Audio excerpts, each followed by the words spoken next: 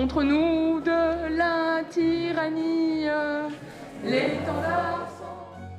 Contrairement à ce que les images de cette performance inspirante laissent penser, la secrétaire d'État auprès du ministre de l'Éducation nationale, Sarah El Haïry, n'est pas seulement une cantatrice de talent, elle est surtout là pour représenter la vision du gouvernement sur un sujet crucial, la laïcité. La laïcité. Laïcité. Laïcité. Laïcité. La laïcité. Depuis une trentaine d'années, le monde médiatico-politique français est obsédé par la laïcité. C'est bien simple, les politiques français ne parlent que de laïcité. Si un politique français ne parle pas de laïcité, c'est qu'il est italien. Cette scène date seulement du 22 octobre 2020. À peine quelques jours après l'attentat terroriste contre Samuel Paty, ce professeur d'histoire assassiné par un fanatique religieux devant son collège à Conflans-Sainte-Honorine. La secrétaire d'État était venue rencontrer 130 adolescents à Poitiers pour débattre de la place des religions dans la société. Mais les choses ne se sont pas passées comme prévu. Au moment où des porte-paroles évoquent les violences policières et les contrôles aux faciès dont ils s'estiment victimes, la ministre se lève d'un bond, n'hésitant pas à l'interrompre pour lui expliquer. Le lycée est un espace sacré. Ce sanctuaire républicain est un lieu vibrant, hors du temps et de l'espace, dont le but est de vous aider à vous construire et à devenir des citoyens libres et éclairés. Vous devez avoir le sentiment d'appartenir à la communauté républicaine. Sous le regard interloqué des participants qui se demandent quand la journée de débat a viré sur une séance de catéchisme. Avant que El Haïry soit touché par la grâce, il faut rappeler que la laïcité vient d'une loi écrite par nos chers papiers républicains du 19e, avec le kit complet, monocle, moustache, sourcils grisonnants, air constipé et encore moustache. Nous avons ici la politesse de vous passer les détails des 50 nuances de laïcité de l'Antiquité au père fondateur des États-Unis en passant par le Moyen-Âge, mais le terme finit par faire fureur dans l'écosystème politique de la Troisième République. Depuis 1801, Napoléon était revenu sur l'héritage de la Révolution en créant le Concordat, qui proclamait l'Église catholique comme religion de la grande majorité des Français. Jusque-là, en pratique, l'État paie les prêtres, nomme les évêques et laisse ces derniers assurer l'éducation des jeunes. Mais sous la Troisième République, certains estiment que l'Église catholique a une trop forte influence sur les institutions et décident d'y remédier radicalement. Entre 1879 et 1885, les lois Ferry marquent la création de l'école laïque gratuite et obligatoire pour tous. Oui, même pour toi Kevin. L'État souhaite également que les prêtres n'éduquent plus les enfants et crée un corps spécial, les instituteurs laïcs. À la fin du 19e siècle, laïcité intensifies. Les mâles blancs à monocle se divisent. My boy, Émile Combes, oui c'est lui-là, entame des actions contre l'Église catholique, suppression d'établissements scolaires non autorisés, expulsion du territoire de l'ordre des Chartreux, rompt les liens avec le Vatican et prépare une arme secrète, un projet de loi visant à séparer définitivement l'Église de l'État. 1905, le sbeul continue. Let's get ready to rumble! D'un côté, les partisans d'une ligne dure militent pour une laïcité intégrale dont le champion est Émile, qui souhaite séparer l'Église de l'État et sacraliser la République. De l'autre, les partisans d'une ligne souple pour une laïcité libérale dont le champion est Aristide Briand et souhaite une loi d'apaisement qui ne soit pas braquée sur l'Église comme un revolver. Après des débats si vifs et si forts, les partisans de la ligne souple gagnent du terrain. Aristide dira « l'État n'est ni religieux, ni irréligieux, mais areligieux ». Rejoint par des catholiques qui ne souhaitent pas non plus que l'Église soit sous la tutelle de l'État, la loi est adoptée le 9 décembre 1905. Les radicaux se soumettent, mais se consolent en annonçant que cette loi n'est qu'une première étape vers plus de laïcité. À ce stade, donc, l'État garantit à tous les citoyens le droit de croire ou de ne pas croire et d'exercer leur religion dans l'espace public. Mais le texte pose plusieurs limites. 1. La neutralité des services publics. Les fonctionnaires ne peuvent pas porter de signes religieux, mais les usagers, oui. 2. La liberté religieuse doit s'exercer dans le respect de l'ordre public. Mais qu'est-ce que c'est que l'ordre public, Jamy ? Eh bien, c'est un fourbi de règles floues qui permettent d'encadrer la vie en société autour de notions vagues, comme la sécurité, la morale, la salubrité, la tranquillité et la paix publique. Donc pour résumer, vous pouvez librement croire ou ne pas croire et exercer votre religion dans la sphère publique, sauf si vous ne respectez pas l'ordre public. Et ce serait pas pratique cette notion très floue pour y mettre tout et n'importe quoi ? Mais si, tout à fait, Jamy. Et c'est exactement ce qui va se passer.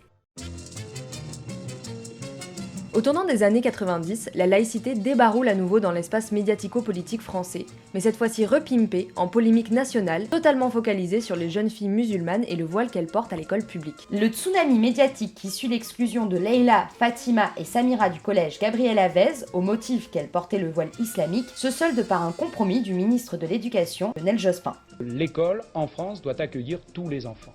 Bien. L'école ne doit pas être un lieu de refus ou d'exclusion. Et, à mon avis, le fait qu'un enfant arrive avec un foulard ne doit pas être un motif pour l'exclure ou pour ne pas l'accepter à l'école. Ça me paraît être le principe fondamental. On accueille d'abord l'enfant. Mais trop tard, le thème de l'obsession française est déjà lancé et 14 ans plus tard, la commission bien nommée Stasi, du nom du médiateur de la République Bernard Stasi, vote la loi sur le voile islamique. En 2008, la crispation s'étend au monde du travail par le biais d'une énième affaire, celle de Fatima Afif, renvoyée de la crèche Babylou pour avoir refusé de retirer son voile. La Cour de cassation jugera son licenciement nul car discriminatoire dans le cadre d'une entreprise privée, donc pas un service public. Mais le jugement tardif sera carrément ignoré. Voilà, la décision du tribunal prud'homal, c'est le sursaut d'une société française qui ne veut plus négocier son mode de vie. Déjà, le président du Haut Conseil à l'intégration réclame le droit pour chaque entreprise de suivre l'exemple de Babylou. Dans les années qui suivent, la cible ne cessera de s'élargir. De la controverse canoise sur le burkini en 2016 jusqu'au hijab de running de Decathlon en 2019. La laïcité se cache derrière des raisons d'hygiène et de sécurité. S'y rejoue systématiquement la tension entre la panique face à une hypothétique menace de nos valeurs et la critique d'une obsession nationale sur le vêtement des femmes françaises. France's on-again, off-again row over the Muslim headscarf is on again these days. C'est sans compter Manuel Valls qui profite de l'unanimisme post-attentat de Paris pour niquer le game. Alors Premier ministre menacé par la fronde législative d'une partie des socialistes, opposés à la politique économique du gouvernement Hollande, il livre le 13 janvier 2015 à l'Assemblée nationale un vibrant discours d'hommage aux victimes de Charlie Hebdo, de Montrouge et de l'Hypercacher. Il en profite alors pour imposer son style perso et refourguer ses thèmes de prédilection. La menace est aussi intérieure. La laïcité, parce que c'est le cœur de la République. Tout est là. L'hémicycle conquis lui offre une standing ovation.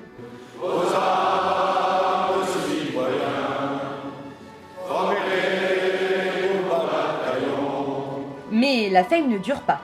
En 2016, Manuel quitte la mood malaisante de fin de quinquennat Hollande avec ses fonctions de Premier ministre. En même temps, ses bros Gilles Clavreul et Laurent Bouvet fondent le Printemps républicain et reprennent le flambeau d'une laïcité de combat face à l'islamisme politique. Après que Manuel se soit claqué au sol à la primaire de 2017, le mouvement s'intégrera avec lui à la LREM, au point que le rapport de la laïcité délivré en 2018 par le ministère de l'Intérieur Emmanuel Macron sera rédigé par Gilles Clavreul lui-même.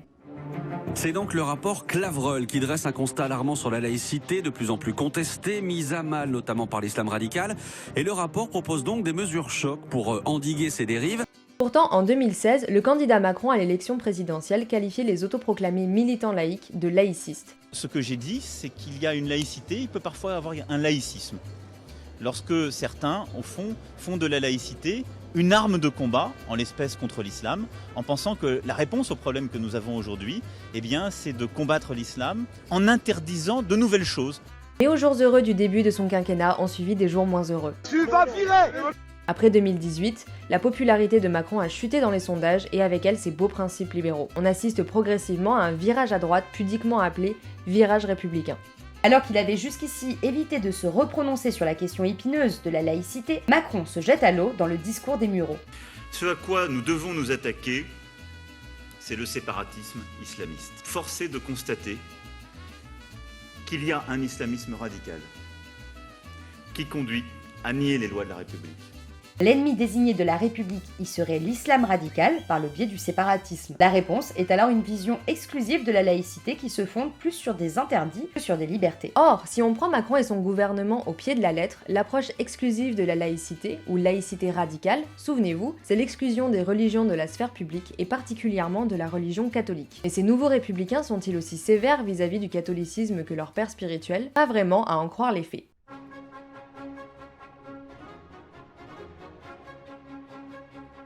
Si vous ne le saviez pas, notre président, lorsqu'il accède à sa fonction, devient automatiquement au prince d'Andorre, chanoine honoraire des cathédrales de Saint-Jean de Maurienne, Saint-Julien-du-Mans, Saint-Maurice d'Angers, Saint-Jean de Lyon, Saint-Étienne de Cahors, Saint-Étienne de Châlons, Saint-Hilaire de Poitiers, proto-chanoine de la basilique Notre-Dame de Cléry et de la cathédrale d'Embrun, Saint-Martin de Tours, et enfin Saint-Germain-des-Prés à Paris. Si ces titres sont honorifiques, il n'est pas obligatoire d'aller assister aux cérémonies du Vatican pour les recevoir. Certains présidents ont fait ce choix. Or Macron s'est fait un plaisir d'aller les recevoir directement du pape. Cela peut paraître ironique pour quelqu'un qui se présente comme l'héritier du principe de neutralité et pas de laïcité de la loi de 1905.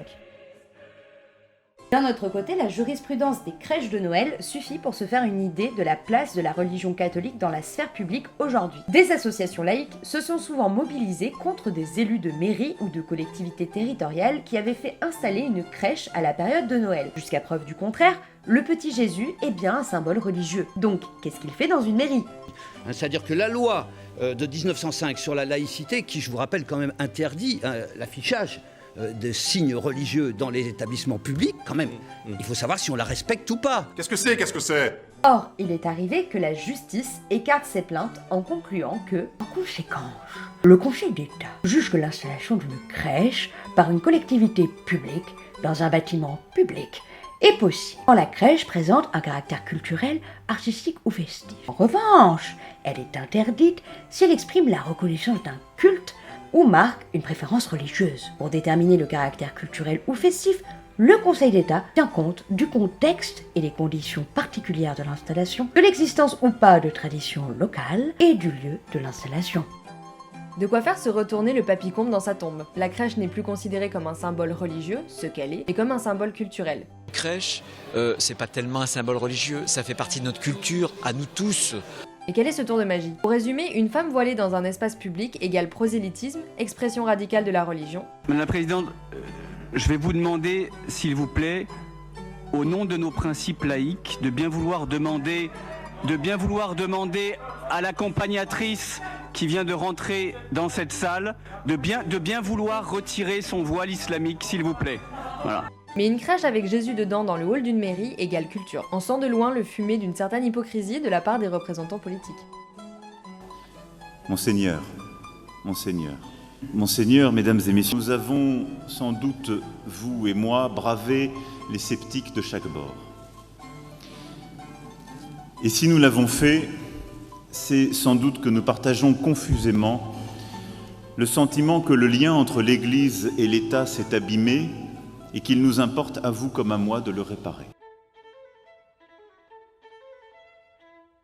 Le virage à droite de Macron s'est intensifié ces derniers mois suite à l'attentat contre Samuel Paty. Le débat autour de la loi confortant les principes républicains, anciennement loi contre le séparatisme, défend une vision coercitive de la laïcité qui vise spécifiquement la religion musulmane. La religion catholique, historique adversaire des républicains, est moins concernée sous prétexte que sa présence dans la sphère publique relève de la culture française.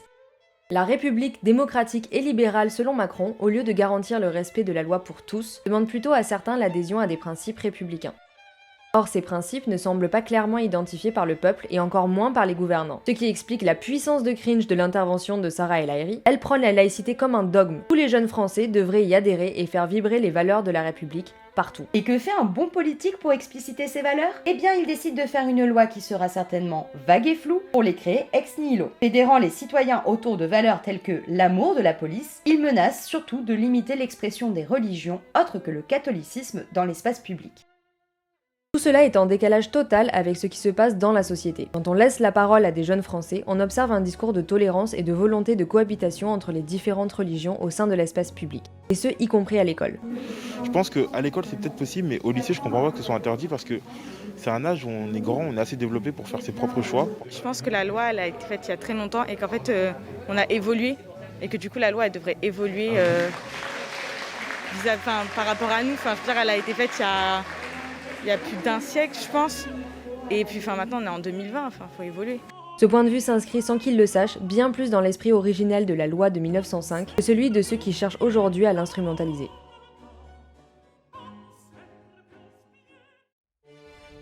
Si vous aussi, vous aimez les débats si vifs et si forts, on se retrouve bientôt pour une prochaine vidéo. N'hésitez pas à liker et à vous abonner. Salutations républicaines!